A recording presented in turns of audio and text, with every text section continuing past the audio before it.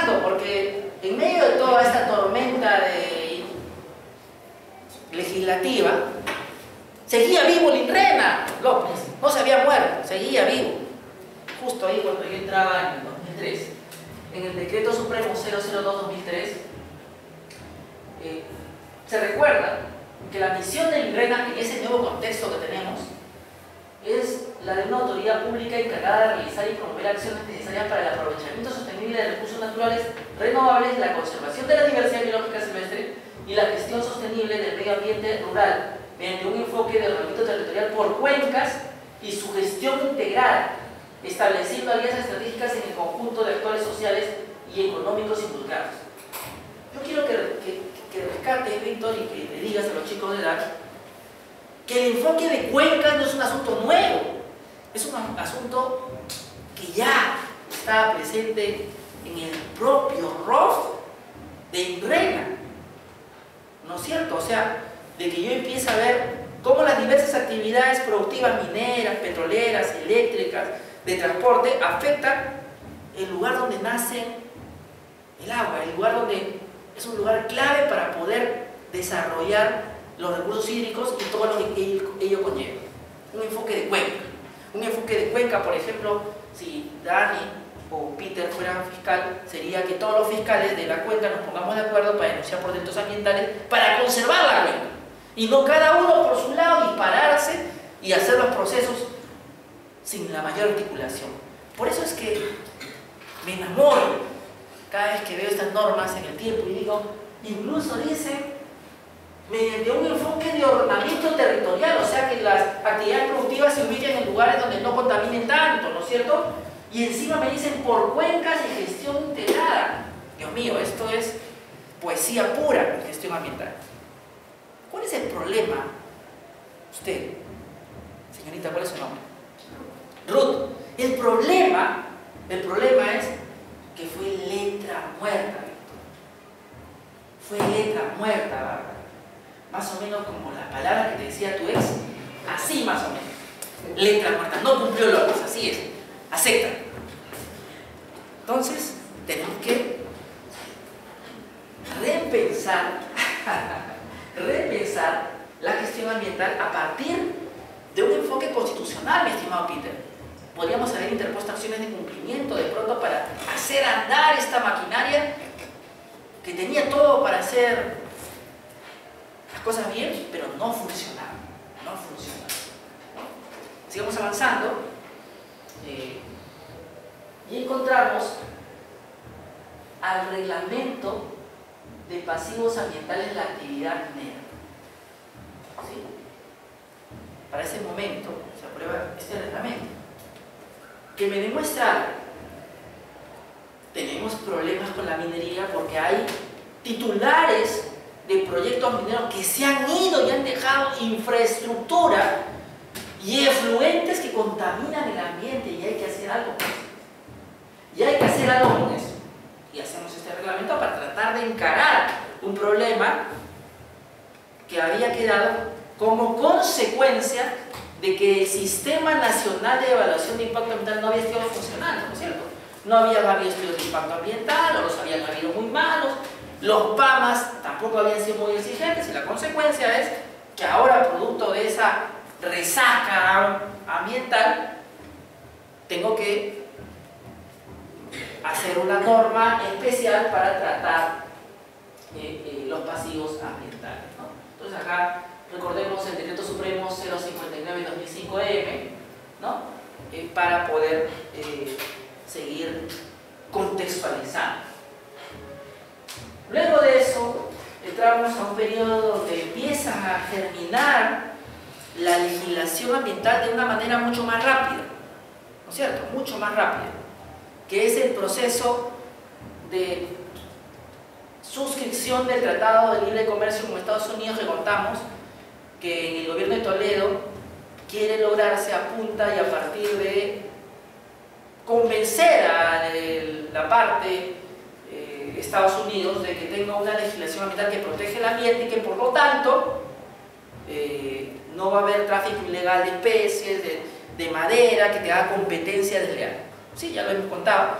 y básicamente se aprueba por ese entonces, un 8 de junio del 2004, la Ley Marco del Sistema Nacional de Gestión Ambiental y el reglamento de la Ley Marco del Sistema Nacional de Gestión Ambiental, que básicamente lo que quería hacer, mi estimado Víctor, era, ante una falta de autoridad como un Ministerio del Ambiente que ponga orden en los sectores, la ley quería que la gestión ambiental del gobierno nacional, del gobierno regional y de las municipalidades se articule para poder llevar a cabo una política nacional del ambiente que me permita un ordenamiento territorial adecuado y una gestión ambiental adecuada, los estudios de impacto ambiental articulados, etc. Esa era la idea. Desde luego que claro que sí, no funcionó. No funcionó.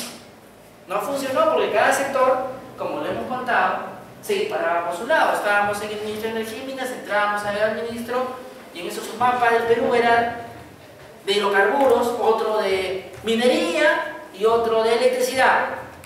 Pero no había un mapa del Perú en su despacho donde había superposición de áreas naturales protegidas con esas concesiones mineras y hidrocarburíferas, o superposición con esas concesiones mineras o petroleras con concesiones o con ámbitos de aprovechamiento pesquero o hidrobiológico, ¿sí? Porque resulta que los lotes de hidrocarburos también están en el mar y en el mar también hay recursos pesqueros.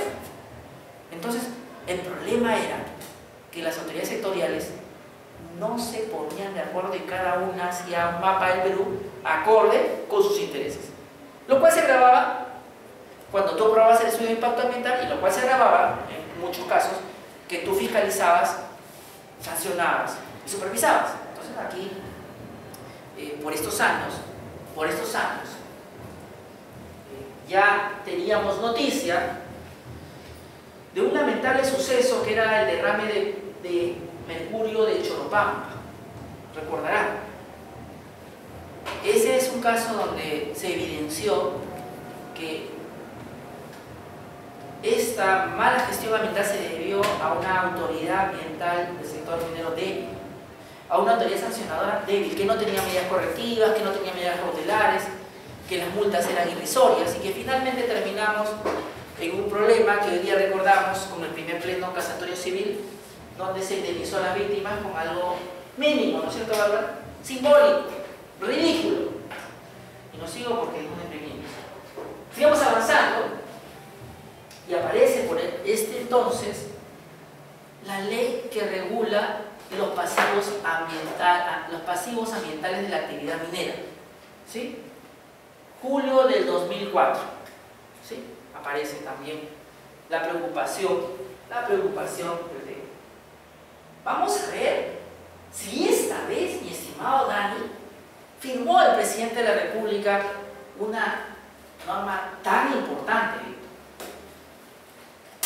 Por tanto, habiendo sido reconsiderada la ley por el Congreso de la República, insistiendo en el texto aprobado en sesión de comisión permanente realizada el día 18 de febrero del 2004, de conformidad con lo dispuesto en el artículo 108 de la Constitución Política del Estado, ordeno se publique y se cumpla.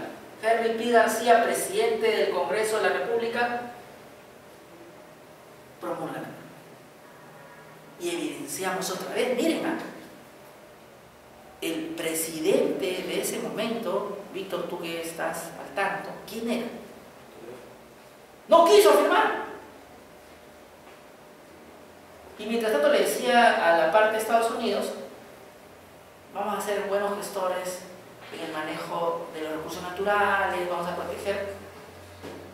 Ha habido en la historia de la legislación ambiental siempre un enfrentamiento entre autoridades, ¿sí? Y estas dos leyes, que no son cualquier cosa, la ley de pasivos ambientales de mineros y la ley del sistema nacional de impacto ambiental promulgada por el Congreso, revela la tesis que tiene el profesor acá, que usted, Víctor, puede, si gusta, reconocer, que los sectores productivos querían un enfoque mucho más económico, con menos resguardos ambientales, y que el Congreso de ese momento, por lo menos, no todos fueron así, ya veremos historias diferentes, quería proteger más el ambiente.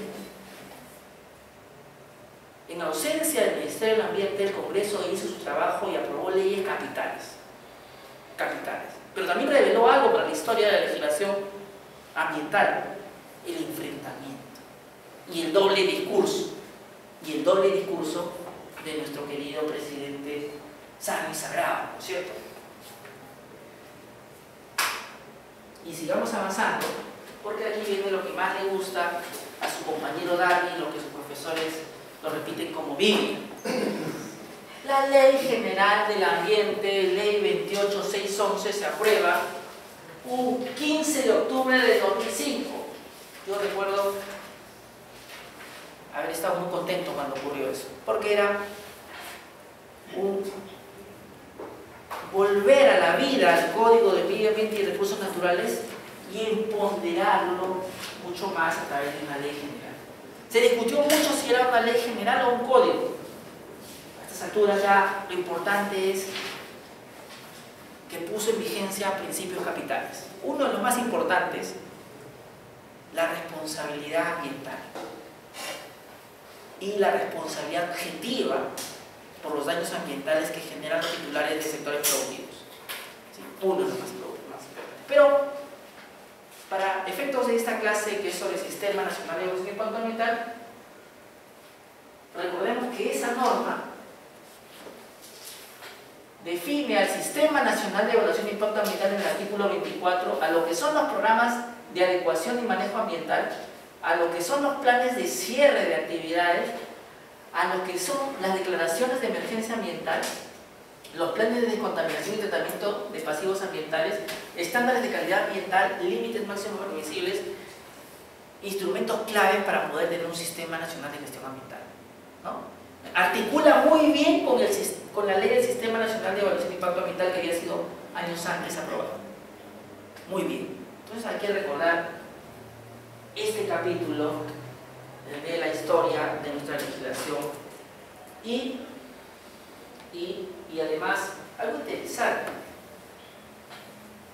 producto de nuestra irresponsabilidad como país de haber desarrollado actividades productivas sin instrumentos de gestión ambiental que controlen los impactos ambientales y sociales, se generan conflictos sociales, se generan situaciones de afectación a la salud individual y colectiva.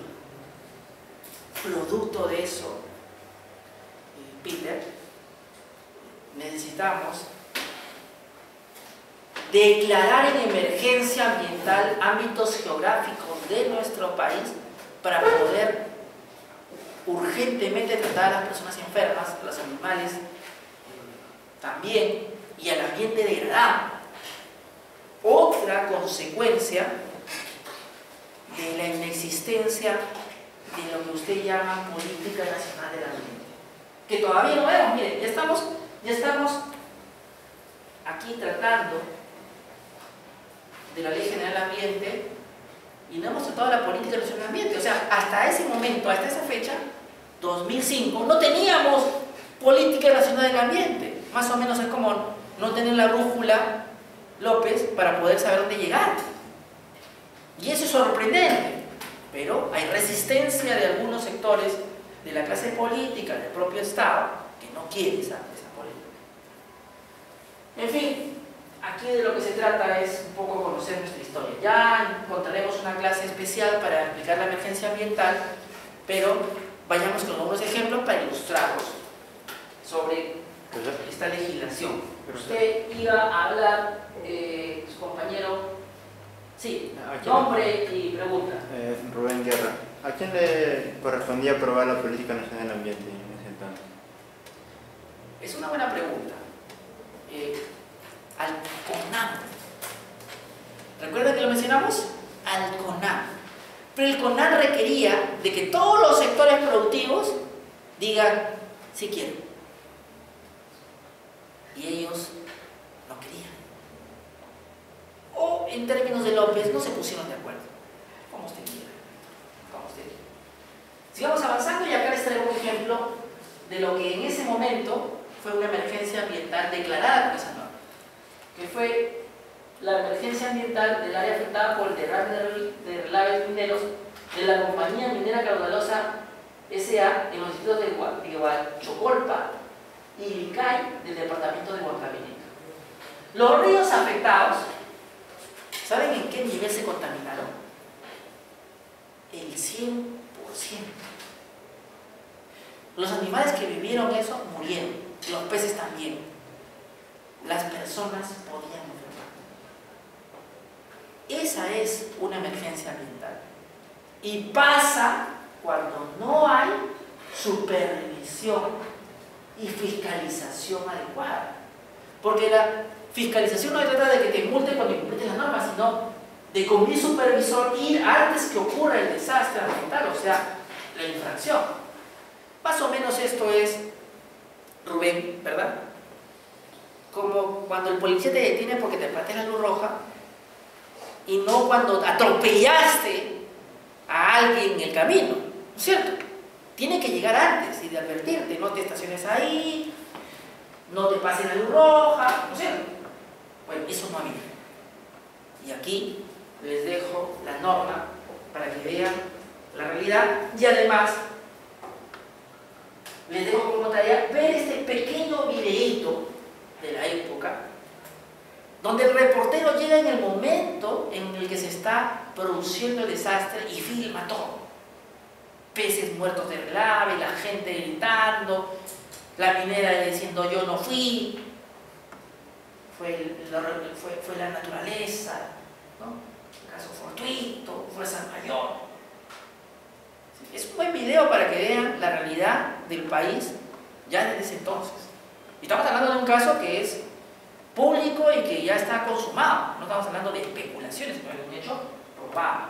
Por eso es que, de alguna forma, luego el Ministerio del Ambiente, ya con Antonio Brac, se hace cargo. ¿Sí? Ya, Antonio Brac es el primer ministro del Ambiente. ¿Sí?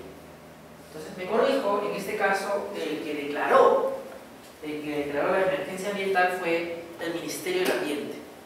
Lo que pasa es que los considerandos siguen poniendo a CONAM, porque si recuerdan la norma de emergencia ambiental era el CONAM el que existía y luego aparece el Ministerio del Ambiente y reemplaza a este en sus funciones. Bueno, este es un ejemplo de emergencia ambiental y este otro también.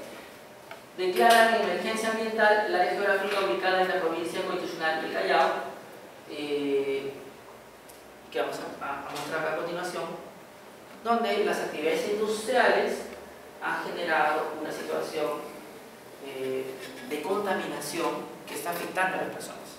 ¿Sí? Entonces, podemos visitarla un día y van a ver la afectación. Esto es, aquí está. Declarar emergencia ambiental el área geográfica que comprende la zona industrial y Arturo Padilla Espinosa del distrito de Ventanilla, del área urbana del distrito Mi Perú. Ahora sí recuerdan Mi Perú. Cuando pasen por ahí, bajen y vean la realidad de esa gente. Esto es del 2017, no es de hace tiempo, es reciente. Y podríamos poner otros casos como el caso de las 4 cuencas, el Marañón, el Tigre, el Corrientes, contaminados por 40 años por hidrocarburos. Y hace poco, hace unos días, las denominadas organizaciones indígenas de las 5 cuencas lograron lo mismo para su zona. El problema es que solo si gritas, golpeas un poco, te hacen caso. No podemos estar declarando en emergencia todo solamente el que proteste, sino debería el Estado anteceder al conflicto social y declarar en emergencia lo que hay que declarar en emergencia sin que la gente salga a protestar. Para que declaren en emergencia esta zona, la gente protestó mucho, salió en radio, en televisión, se vieron reportajes en el comercio y después se produjo esta declaración en Perú. Seguimos avanzando y miren en qué año estamos. Hasta este año, que es el 2007, más o menos, en el sector hidrocarburos no se había regulado los pasivos ambientales de las actividades de hidrocarburos. Solo los mineros. Recién en el 2007 se hace. Vamos a ver el ejercicio de quién lo promulgó. De repente aquí el presidente sí cumplió su... Sí, Alan García Pérez y Jorge del Castillo promulgan la ley de pasivos ambientales de hidrocarburos, ¿no? Alguna cosa buena tenía que dejarnos Alan, este es su ley. Y claro, el Congreso de esa época, ¿no? Junto con ello, ya saben ustedes que sin reglamento no es posible la implementación de la norma, y aquí es donde encuentran otro desfase. Si el reglamento se aprueba en el 2011 y la norma en el 2007, mi estimada Bárbara, ¿cuántos años pasaron? 2007 al 2011. 4 largos años para reglamentar los pasivos ambientales de hidrocarburos. ¿Te parece razonable, Rubén?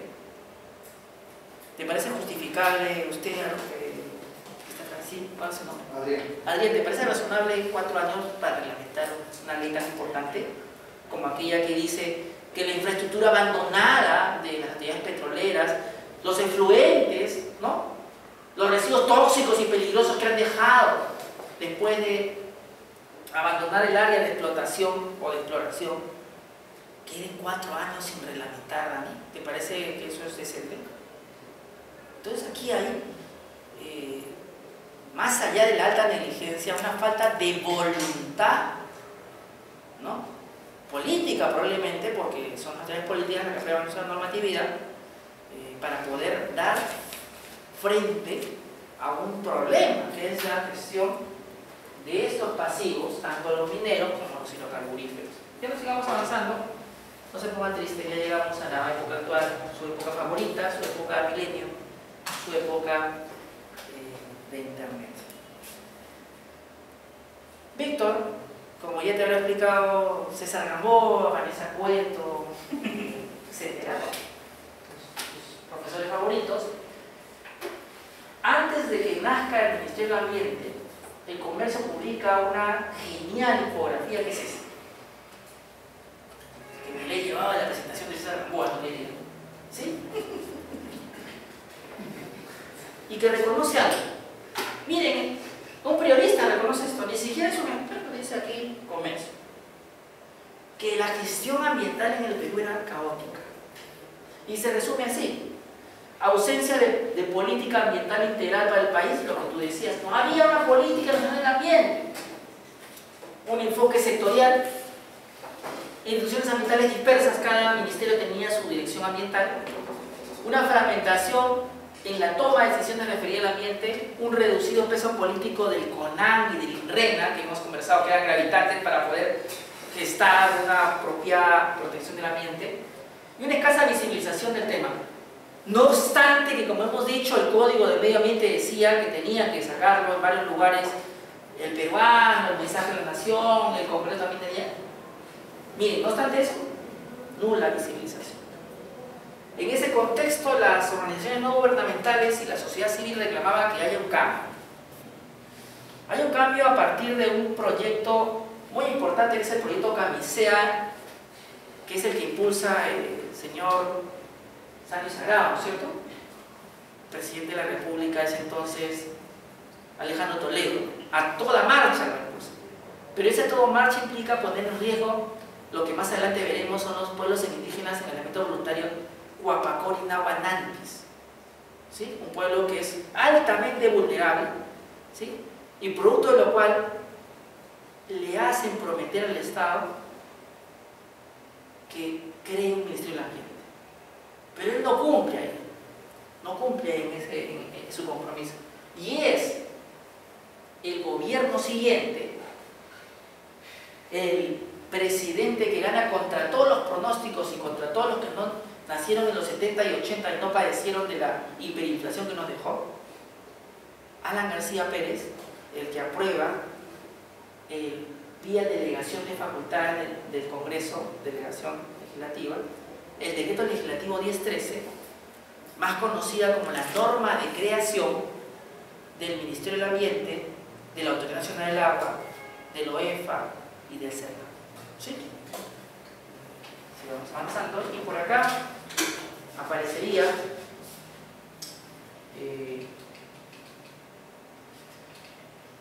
aparecería bueno, quería antes de eso comentarles.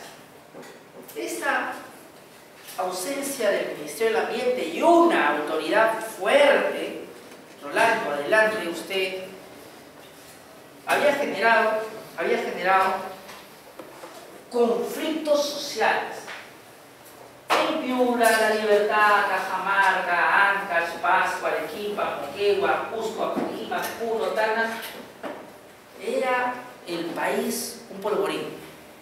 Porque como no había gestión ambiental y se estaban contaminando, la gente empezó a hacer algo, mi estimado Rolando: odiar al inversionista. Porque todo inversionista que venía ponía plata, pero ponía también mucha contaminación. Y como no había exigencias normativas fuertes y menos estudios de impacto ambiental decentes, simplemente operaba en mera impunidad ambiental porque las normas me lo permitían. Y voy a dar cuenta del resumen del estudio de impacto ambiental del lote 88 Camisea, área de influencia. Y yo quiero que recuerden y graben el índice de este resumen. Y luego lo comparemos con unos más recientes. Y lo que vamos a dar cuenta, Rubén, es que la exigencia en esta época era mucho menor, pero así mucho menor. ¿Sí? Acá tenemos el resumen de esa época. Tenemos una descripción del proyecto, una línea de base ambiental, una evaluación del impacto social, una evaluación del impacto ambiental, un plan de manejo ambiental, un plan de monitoreo y me parece que